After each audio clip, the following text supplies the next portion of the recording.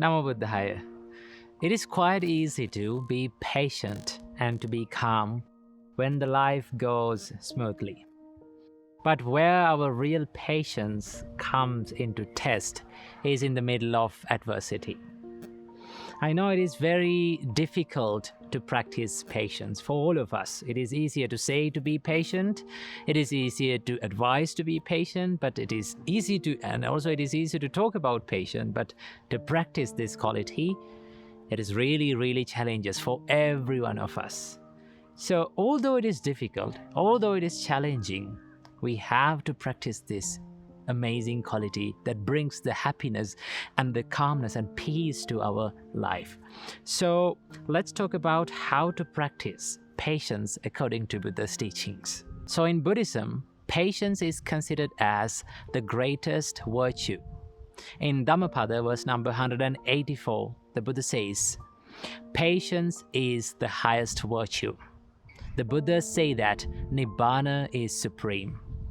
And the one who harms others is not a monk, and one who destroys others is not a monk.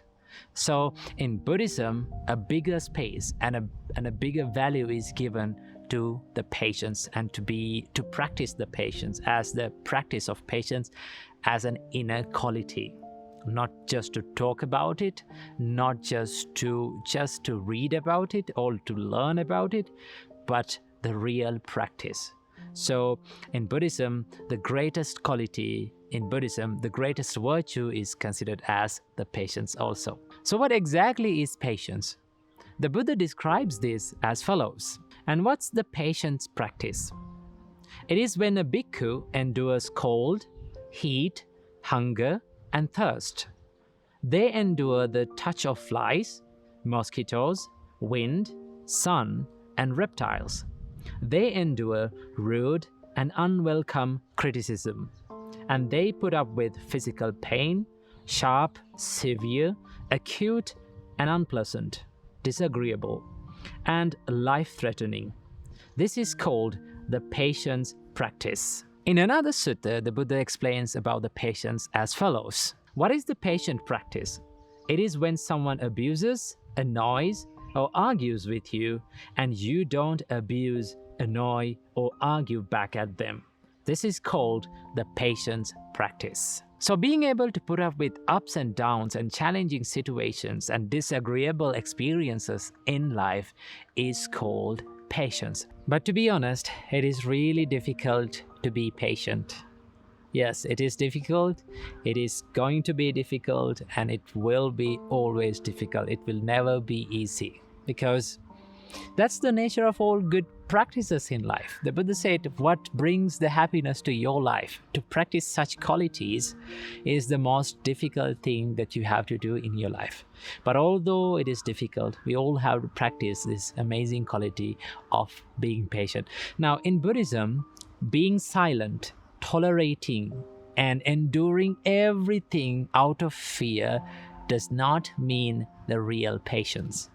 In Buddhism, the real patience comes with a deeper meaning of life. When someone has a deeper meaning of his life, and when someone knows the true nature of life, then it's very easy for that person to be patient and to practice the amazing quality of patience. Normally, when we tolerate and when we become silent, the reason why we become silent is because of the fear. Sometimes we have no choice to do anything, right? In that case, we become silent. But the Buddha says that that is not the true patience. Someone can see such kind of a person and say, oh, he is patient. But that's not the true patience, because that person doesn't have the power. That person doesn't have the authority to do something, right? So being patient out of fear is not the true patience. The Buddha says about the real patience like this. In Vepachiti Sutta, it is mentioned, when a person endowed with strength patiently endures a weakling, they call that the supreme patience. The weakling must be patient always. So the real patience comes when you understand that there is the beast inside you. What is that beast? The anger. And if you're afraid of that anger, and if you're afraid of that beast to control your life, and if you can be patient in that situation by controlling your emotions and controlling your thoughts and controlling your anger and deciding to not to harm that person, that is called the true patience and the real patience. To practice such kind of a patience, you have to do a great dedication. Sometimes you have to go through a lot of hardships. You have to endure a lot. But still, why you become patient? Because you believe that being patient is the greatest virtue that you can practice in life. And you believe that you are much more better than them, and you have a better qualities than them. If you believe in that, you can truly be patient. To practice patience, the Buddha offers us a path of thinking in a more deeper level of understanding through our life. So suppose a person comes to you and treat you with rude words, right? Or treat you with their meanness. How can you avoid that situation without even worrying? How to do that? So the Buddha teaches us to look at this situation through the 3 marks of existence. So what are 3 marks of existence? So the Buddha says the 3 marks of existence are anicca, dukkha, and anatta. Impermanence, suffering, and non-self. So anicca. Anicca is the understanding about the impermanence. So the Buddha said that everything in life is subjected to change. If you look at our life, there is nothing that we can hold on to and think and find that is not subjected to change. So once you understanding this intrinsic nature or the inherent nature of impermanence, it's very easy to let go of that anger and to be patient. Because let's say someone blamed you or someone treated you with rude words, okay?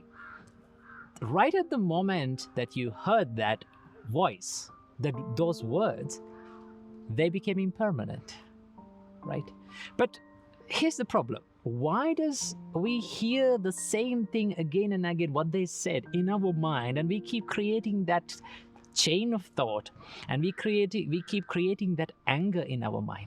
Because the mind has the nature to recreate everything that we heard or what we experienced, okay? So we think that they abused me, they hurt me, and they treated me with these rude words, so I should not be treated like this. But in reality, those words had been impermanent now. They have been vanished. For an example, the words that you heard from me before, now everything has been vanished. They don't exist. That's the reality of life. But once you're understanding this true and intrinsic nature of impermanence, it's very easy to let go of the anger because you don't find anything to hold on to now. What is the word that we have to hold on to now in this moment to be angry? No, it has gone. So once you understand this true nature of impermanence, it's very easy to practice patience. And the second thing that we have to understand is dukkha. Dukkha often refers to as suffering. So the Buddha said that the pain and suffering is a part of our life. So you cannot remove that. We have to face that situation, okay? Because that is the nature of living. The nature of life is, it is always connected or characterized by the pain or suffering. This is not to worry about the pain or the suffering, but to see it as a part of life and accept it, learn to be with it, learn to deal with it. That is how we can understand the suffering. And the final thing that we have to realize and understanding is the nature of anatta. The nature of anatta is the nature of not self or non-self, right?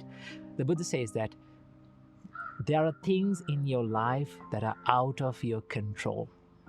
Not every time you're going to have everything according to your wishes, okay? There are things that are out of our range of control. Once we understand this true nature of anatta or non-self, it is really easy to accept the truth in life. And it is very easy to not to worry about the things that we cannot control.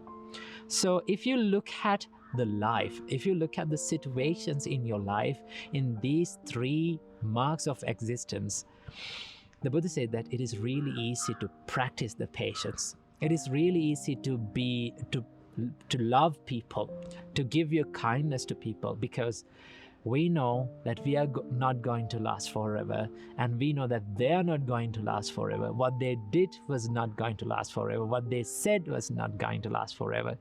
So we can let go of the anger and we can move on. So these are the few things and few realizations that will help us to practice the patience in your life. So keep this in your mind and be patient. Namo Buddhaya.